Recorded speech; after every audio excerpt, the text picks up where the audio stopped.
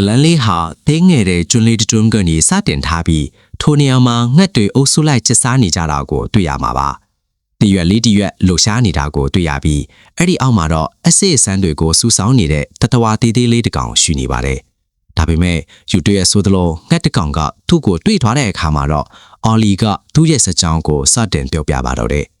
သူမှတ်မိသလောက်သူ့ကိုယ်သူအမြဲတမ်းစူးစမ်းလို့စိတ်ရှိခဲ့ပြီးချင်းတောင်းထဲမှာပစ္စည်းလေးတွေစူဆောင်းရတာကိုဝါသနာပါသူထစ်ကြောင်ရှင်းပြပါတယ်။ဒီနေ့မှာတော့သူဟာဖန်းဆဲတွေကိုအသုံးပြုပြီးရေအောက်ကိုကြည့်လိုက်မဲ့နီလန်တစ်ခုကိုစဉ်းစားမိခဲ့ပါတယ်။သူ့ရဲ့တီထွင်မှုကြောင့်နေရာတစ်တွေကိုရှာဖွေနိုင်ကုန်မှဖြစ်ပေမဲ့ရုတ်တရက်ဆိုသလိုမဲ့သူ့ဖခင်ရောက်ရှိလာပြီးတခြားတရိษံတွေရဲ့စားတောက်ခြင်းမခံရအောင်သူ့ကိုအချိန်မီဆွဲထုတ်နိုင်ခဲ့ပါတယ်။တခြားတတဝါတွေကသူ့ကိုစားဖို့ဝင်လိမှာမဟုတ်တာကြောင့်အရန်ပေါ်စားလို့မရကြောင်းဖခင်ချစ်သူကတတိပေးပါတယ်။အော်လီကသူဟာနေမီအတိရှာဖွေနေတာသာထင်ကြောင်းပြန်ပြောပေမဲ့မိဘတွေကတော့သူတို့မျိုးနွယ်စုဟာစူးစမ်းခြင်းစိတ်ရှိတဲ့အမျိုးအစားမဟုတ်ပဲဘေးကင်းလုံခြုံဖို့ကသာအဓိကဖြစ်တယ်လို့ပြန်ပြောခဲ့ပါတယ်။ သူ့အဖွားကတော့လွန်ခဲ့တဲ့နှစ်ပေါင်းများစွာကသူတို့ဟာတခြားသိစံတွေနဲ့အတူတူနေထိုင်ခဲ့ကြဖူးပြီးမီးဝင်ပလွယ်ကြောင်းအမြဲတမ်းကြောက်လန့်တကြားနေခဲ့ရကြောင်းပြောပြပါတယ်။ဒါပေမဲ့ဒီနေ့မှာတော့တတဝါတွေကိုအသွင်ပြောင်းပေးနိုင်တဲ့မော်တီတောင်တွေပါလာတဲ့လူသားကြီးတွေချွင်ဝမ်းထိပ်ကိုရောက်ရှိလာတဲ့အခါအရာအလုံးပြောင်းလဲသွားခဲ့ပါတယ်။ဒါပေမဲ့မီးဝင်ပလွယ်ကသူ့ကိုယ်သူမိစ္ဆာတကောင်အဖြစ်ပြောင်းလဲဖို့အဲ့ဒီမော်ဆွမ်းအားကိုခူးယူသွားခဲ့ပါတယ်။သူဟာချွင်ဝမ်းကိုအုပ်ချုပ်နိုင်ဖို့အတွက်လူသားကြီးတွေကိုခြောက်လန့်ပြီးတိုက်ခိုက်ခဲ့ပါတယ်။ဒါကြောင့်မို့လို့ဝင်းပလွေကချွင်ဝမ်းကိုချင်းချောင်နေစေထိတာကြောင့်ဂျွန်းဘော်ကနေထွက်သွားရင်တတိထားရမယ်လို့အဖွားကမှာကြပါတယ်။အော်လီရဲ့အမိဘတွေကလည်းသူ့ရဲ့ဘေးကင်းကြီးကိုသာစဉ်းစားကြောင်းပြောကြပြီးရိတ်သိမ်းပွဲတော်ကျင်းပတဲ့အခါအားလုံးကအစိအဆန်လေးတွေနဲ့ပျော်ရွှင်စွာဆော့ကစားနေကြပါတယ်။ဒါပေမဲ့အော်လီကတော့ငှက်ကလေးတစ်ကောင်တော့ကိုလိုက်သွားဖို့ဆုံးဖြတ်လိုက်ပါတယ်။အဲ့ဒီငှက်ကလေးကရာမမူတတ်တဲ့ငှက်ကလေးဖြစ်မှန်တိလိုက်တဲ့အခါစားလောင်နေတဲ့ငှက်ကလေးကိုအစိအဆန်တွေကျွေးခဲ့ပါတယ်။ အော်လီကအပင်တွေကိုဘယ်လိုဖွင့်ရမလဲဆိုတာငှက်လေးကိုတင်ပေးနေတုံမှာပဲတခြားတေဆန်းတွေနဲ့မပတ်သက်ဖို့ဖခင်ဖြစ်သူကစူပူကြီးမောင်းပါတယ်ငှက်တွေဟာလေးချွန်းတန်းတွေသုံးပြီးတကောင်နဲ့တကောင်ဆက်သွယ်နေကြတာကြောင့်အစစ်အဆန်ဘယ်လိုရှာရမလဲဆိုတာကိုငှက်အိုကြီးတွေကပါသိရှိသွားကြပြီးသူတို့ကြီးရွာကိုငှက်အိုကြီးဝင်ရောက်ကျူးကျော်ကရိတ်သိမ်းထားသမျှအစစ်အဆန်တွေကိုအကုန်လူယူသွားကြပါတော့တယ်လက်ရှိအချိန်မှာတော့ငှက်တွေကအစေးတွေကိုလိုက်စားနေတာကြောင့်မျိုးနွယ်စုမှာအစားအခက်ခဲဖြစ်နေရပါတယ်။အော်လီဟာသူငှက်ကလေးကိုကူညီခဲ့မိရကနေအစားပြုပြီးဒီပြဿနာတွေဖြစ်လာတာကြောင့်ကိုအဖြစ်ရှိတယ်လို့ခံစားနေရပါတယ်။အဲ့ဒီနောက်မှာတော့ငှက်တွေဟာအလင်းရောင်ကိုကြောက်ကြတာကိုတတိပြုမိသွားပြီးမှန်တွေကိုသုံးကငှက်တွေကိုခြောက်လှန့်ဖို့အကြံရခဲ့ပါတယ်။ဒါပေမဲ့ရုတ်တရက်ဆိုသလိုတော်ရိုင်းငှက်တကောင်ရဲ့တိုက်ခိုက်ခြင်းကိုခံလိုက်ရပြီးအော်လီဟာမော်တီတောင်ရှိနေတဲ့ဂူတစ်ခုထဲကိုပြုတ်ကျသွားပါတော့တယ်။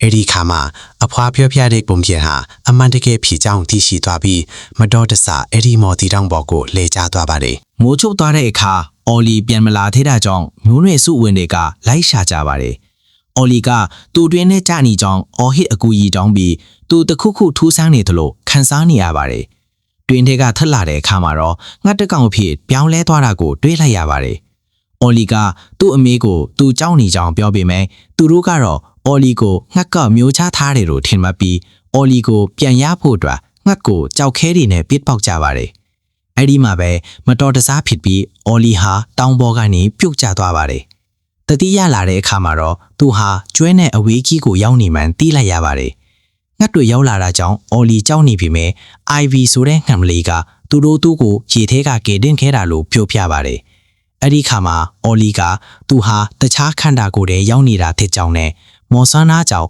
တခြားတတဝါတွေပြောတာကိုနားလည်နေတာဖြစ်ကြောင်းသိသွားပါတယ်။ ငှက်တွေကတော့အော်လီကိုဂဲတုံးကအခောက်အခါအဆောင်ခံရတာကြောင့်ခေါင်းထိသွားပြီလို့ထင်နေကြပါတယ်။အဲ့ဒီနောက်အော်လီဟာသူ့ကိုတိုက်ခိုက်ခဲ့တဲ့ငှက်ဟာဒီငှက်ပဲဆိုတာသိသွားပြီးသူဟာတတဝါတီသေးလေးအော်လီထိကြောင်းသူတို့ကိုယုံကြည်အောင်စူးစမ်းပြောဆိုပါတယ်။ဒါပေမဲ့ရှုပ်တရဲ့ဝင်းပလွေးဟောင်းတန်ကိုကြားလိုက်ရတာကြောင့်ဝင်းပလွေးရဲ့ရန်ကနေကာကွယ်ဖို့သူ့ကိုယ်မှာအညစ်အကြေးတွေနဲ့ဖုံးအုပ်ထားဖို့ဆုံးဖြတ်လိုက်ကြပါတယ်။အော်လီကဖြန့်ထန်းခြင်းအထက်ပညာကိုမတတ်သေးတာကြောင့်အခက်တွေ့နေပါတယ်။အဲ့ဒီနောက်မှာတော့နားတကောင်ကသူ့ကိုလာစကားပြောပြီးနောက်ထပ်မော်တီတောင်ရှိနိုင်မယ့်နေရာကိုပြောပြပါတယ်။ဒါကြောင့်သူဟာတစ်ပင်ကြီးတစ်ပင်ကိုလိုက်ရှာရင်လမ်းလျှောက်သွားပါတော့တယ်။အဲ့ဒီနေရာကိုရောက်တဲ့အခါငါပြောပါအမှန်ဖြစ်ကြောင်းတွေးလိုက်ရပါတယ်။ အိုင်ဗီကတော့အော်လီတယောက်ယူသွားပြီလို့ထင်နေပြီမဲ့မတော်တဆမော်တီတောင်ကိုထီးမိပြီးအသွင်းပြောင်းသွားပါတော့တယ်။ အဲ့ဒီခါမှာ Ivy က Ollie ပြောတာအမှန်ဖြစ်ကြောင်းလက်ခံသွားပါတယ်။ Ollie က Ivy ကြောင့်အခုလိုဖြစ်ရတာလို့အဖြစ်တင်ပြီးနောက်ထပ် Morty တောင်ဘဲမှာရှာရမလဲဆိုတာကိုငါးစီမှာတွားမိကြပါတယ်ငါကတော့ဘေးဒုက္ခဖြစ်ပြီးကြတဲ့ကသူတယောက်တည်းဖြစ်နေတာလို့ပြောပြပြီးမော်တီတောင်တွေကိုလူသားကြီးတွေရဲ့ရုပ်အလောင်းတွေနာမှတွေ့နိုင်တယ်လို့ဆိုပါတယ်။ဒါနဲ့သူတို့ဟာရေတံခွန်းပါတို့ဖြီးဆက်ခဲ့ကြပါတယ်။လမ်းမှာတော့ဝမ်ပလွေသားပေါက်လေးပျောက်ဆုံးနေတာကြောင့်ဝမ်ပလွေတွေဟောင်းနေတန်ကိုကြားလိုက်ရပြီးသူတို့ဝိုင်းရံခံထားရတာကိုတီးလိုက်ရတဲ့အတွက်ထွက်ပြေးကြပါတယ်။အော်လီကဝမ်ပလွေတွေရန်ကနေပုံဖို့ခူထဲဝင်ဖို့အကြံပေးပေမဲ့အဲ့ဒီခူထဲမှာမြွေတွေရှိနေပါတယ်။အော်လီကအိုင်ပီကိုအနံ့ခံပြီးလိုင်းရှာဖို့ပြောပြကခူကိုဘေးခင်းအောင်ဖြတ်ကျော်ခဲ့ကြပါတယ်။ဒါပေမဲ့ဝမ်ပလွေတွေကမြွေတွေသူတို့တွေ့အောင်ဟောင်းကြတာကြောင့်သူတို့ဟာ6ခန်းပါတစ်ခုမှပြီးမိသွားပါတယ်။အိုင်ပီကမြွေတွေရန်ကလွတ်အောင်အော်လီကိုတွန်းချလိုက်ပြီးအဲ့ဒီကနေပဲအော်လီဟာပြန်တန်းနီးကိုတင်ယူနိုင်ခဲ့ပါတယ်။သူတို့ရေတံခွန်းကိုဆက်သွားရဲ့မိုးချုပ်လာတာကြောင့်အနားယူကြပါတယ်။အိုင်ပီကအစားအစာရှာပါတာကြောင့်သူမရဲ့မျိုးနွယ်စုတွေမျိုးတုံးလူနီပါဖြစ်ခဲ့ရပြီးမိဘတွေလည်းဆုံးပါသွားခဲ့ရကြောင်းဝမ်းနည်းစွာပြောပြပါတယ်။ဒီနေ့မှာတော့အစီအစံတွေကိုစားလို့ရမှန်းသိခဲ့ပြီးအဲ့ဒီတုန်းကအော်လီတို့မျိုးနွယ်စုကိုပထမဆုံးမြင်ဖူးခဲ့တာလို့ဆိုပါတယ်။နောက်တစ်နေ့မနက်မှာတော့ရေတံခွန်းကိုတွေ့သွားပြီးပြန်ထမ်းသွားကြပါတယ်။အဲ့ဒီမှာဝမ်ဖလွေခူကိုတွေ့လိုက်ရပြီးငါကတော့သူကဝမ်ဖလွေတွေကိုအာယုံလွဲပေးထားမယ်လို့ပြောပါတယ်။ငါကသူ့ရဲ့အနက်နဲ့ဝမ်ဖလွေတွေကိုဆွဲဆောင်နေတော့သူတို့ရေတံခွန်းစီကိုရောက်သွားကြပါတယ်။ဒါပေမဲ့အဲ့ဒီမှာမော်တီတောင်တစ်ခုပဲရှိနေတာကြောင့်ဘယ်သူကအရင်စားမလဲဆိုတာကိုညှင်းခုန်ကြပါတယ်။အဲ့ဒီအချိန်မှာတဲ့အော်လီကငှက်တွေကိုအစိစာနီတင်ပေးခဲ့တဲ့သူဟာသူကိုယ်တိုင်ဖြစ်ကြောင်းနဲ့အဲ့ဒီလောက်ရကြောင်းသူမျိုးနွယ်စုတွေငှက်မွန်နေတာဖြစ်ကြောင်းဝန်ခံလိုက်ပါတယ်။ရုပ်တရက်ဝမ်ဖလွေတွေရောက်လာပြီးသူတို့ဟာမတော်တဆငါအဖြစ်အသွင်ပြောင်းသွားကြပါတယ်။ IB ကမော်တီတောင်ဟာနောက်ဆုံးပြောလိုက်တဲ့တတဝအဖြစ်အသွင်ပြောင်းပေးတာဖြစ်မှန်တည်သွားပါတယ်။အော်လီကတော့စိတ်ဆိုးနေတော့ပါပဲ။နောက်ထပ်မော်တီတောင်တွေရှိတဲ့နေရာကိုတွားကြတဲ့အခါငါကသူတယောက်ထက်ထိနေရတာကိုဝမ်းနဲ့ကြောင်ပြောပါတယ်။ IB ကတော့အော်လီကိုဆွေးကြတဲ့ကယုံကြည်မှုရှိခဲ့ပြီးသူမရဲ့မိသားစုကိုကယ်ပေးခဲ့လို့ကျေးဇူးတင်ကြောင်းပြောပါတယ်။နောက်ဆုံးမှာတော့မော်တီတောင်တွေရှိတဲ့နေရာကိုရောက်သွားပြီးမြဲရေစီအိမ်ရန်တန်နေပါတယ်။သူတို့အဖွဲလိုက်စ조사ပြီးရေစံတက်ခဲ့ကြပါတယ်။အဲ့ဒီနောက်ကြောက်တုံးတွေလို့ထင်ထားတာဟာတကယ်တော့ဝင်းကြီးတွေဖြစ်နေတာကိုသိလိုက်ရပြီးအမြန်ထပြေးခဲ့ကြပါတယ်။တောင်ထိပ်ကိုရောက်တဲ့အခါဝင်းဘူးလေတို့ကိုတွေ့လိုက်ရပြီးဝင်းဘူးလေပေါလီဟာတက်ကိုင်းတစ်ခုပေါ်မှာတင်းနေတာကိုတွေ့ရပါတယ်။အော်လီကအားလုံးစုပေါင်းပြီးဝင်းဘူးလေလီကိုကယ်ဖို့အကြံရခဲ့ပါတယ်။အဲ့ဒီနောက်မော်ဒီတောင်တွေကိုတုံးပြီးသူတို့ရဲ့မူလခန္ဓာကိုယ်တွေကိုပြန်ရသွားကြပါတယ်။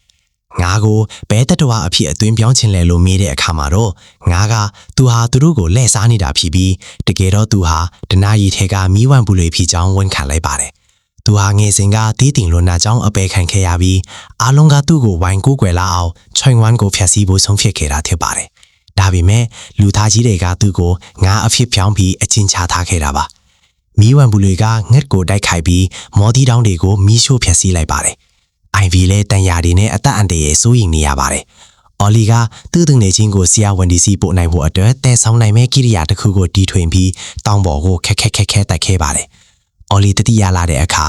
IV ကိုကယ်နိုင်ခဲ့လို့ဝမ်းတာနေပြီမဲ့ဝန်ဘူးလေကချွင်ဝမ်းကိုဖြစ်စီနေလာကြောင်းပတ်ဝန်းကျင်မှာပြာဒီဖုံးလွှမ်းနေပါတယ်။ငှက်တွေကတခြားတတဝါတွေကိုကယ်ဖို့အတွက်စုပေါင်းပြီးရေရှိရာကိုလမ်းပြပေးကြပါတယ်။အဲ့ဒီအချိန်မှာဝင်းဘူးလေးတွေရောက်လာပြီးတားပေါက်လေးကိုကယ်ပေးခဲ့လို့ကျေးဇူးတင်ကြောင်းပြောပါတယ်။တတိဆန်အားလုံးစုပေါင်းပြီးမီးဘေးကနေလွတ်အောင်အော်လီတို့ကျွမ်းဘက်ကိုထွက်ပြေးကြပါတယ်။အော်လီမိဘတွေကသူ့အသက်ရှင်နေတာကိုဝမ်းတာပြီးမဲ့တခြားတတဝါတွေတိုက်ခိုက်မှကိုကြောက်နေကြပါတယ်။အော်လီကအဖွားပြောတဲ့ပုံရင်းဟာအမှန်ထစ်ကြောင်းနဲ့စုပေါင်းအင်အားကပိုမိုခိုင်မာကြောင်းရှင်းပြပါတယ်။သူဖခင်ကလည်းအော်လီကိုပြန်လဲယုံကြည်သွားပြီးတခြားတရိษံတွေကိုကူညီဖို့ဆုံးဖြတ်လိုက်ပါတယ်။ဒါပေမဲ့မီဝမ်ဘိုလိုရောက်ရှိလာပြီးသူတို့ကိုတတ်ဖို့ကြိုးစားပါတယ်။အော်လီကကိုယ်တဲကိုခုံချပြီးနောက်ထပ်မော်တီတောင်တစ်ခုကိုရအောင်ယူကလူသားကြီးတွေနဲ့ဆက်သွယ်ပြီးသူတို့ရဲ့မော်စွမ်းအားနဲ့လူသားကြီးတစ်ယောက်အထိအသွင်ပြောင်းလိုက်ပါတယ်။အဲ့ဒီနောက်မီဝမ်ဘိုလိုကိုရေနဲ့ပတ်ပြီးတိုက်ခိုက်ပါတယ်။မီဝမ်ဘိုလိုကလည်းမလို့ချောပဲအော်လီရဲ့ခန္ဓာကိုယ်တစ်ကိုမီးရှို့ဖို့ကြိုးစားပါတယ်။ဒါပေမဲ့ဝမ်ဘိုလိုဟာအမြင့်တွေနဲ့အချီခံလိုက်ရပြီးအော်လီကချွင်ဝမ်းရဲ့စေကိုဖျက်ဆီးကဝမ်ဘိုလိုကိုနှိမ်မြူးဖို့အခက်သူ့ကိုယ်စုအနစ်နာခံလိုက်ပါတယ်။ အော်လီမိဘတွေနဲ့ IV တို့ကတော့အော်လီဆုံးရှုံးသွားပြီးအထင်နဲ့ဝမ်းနည်းနေကြပါတယ်။အချင်းအတန်ကြာပြီးနောက်ချွင်ဝိုင်းဟာပုံမှန်အတိုင်းပြန်လဲစိမ့်လန်းလာပြီးတရိษံတွေအားလုံးအတူတူပျော်ရွှင်စွာနေထိုင်ကြပါတယ်။ဒီနေ့မှာတော့လူသားကြီးတွေပြန်ရောက်လာတာကိုတွေ့လဲရပြီး IV ကအော်လီအသက်ရှင်နေသေးတာကိုရှာဖွေသူရှိသွားပါတယ်။အော်လီကလူသားကြီးတွေရဲ့စွမ်းအားကြောင့်သူအသက်ပေးကလွတ်ခဲ့တာလို့ရှင်းပြပါတယ်။နောက်ဆုံးမှာတော့အော်လီဟာသူ့မိဘတွေနဲ့ပြန်လဲဆုံစည်းနိုင်ခဲ့ပြီးလူသားကြီးတွေကလည်းအော်လီကိုအယိုသေးပေးခဲ့ကြပါတော့တယ်။ဇလန်လေးကတော့ဒီမှာတင်ပြီးဆုံးသွားပါပြီ။နောက်ထပ်ဘယ်လိုစကားမျိုးတွေကြည့်ရှင်လဲဆိုတာကို comment မှာရေးပေးခဲ့ပါအောင်နော်။ channel လေးကိုလည်း subscribe လုပ်ထားဖို့မမေ့နဲ့အောင်နော်။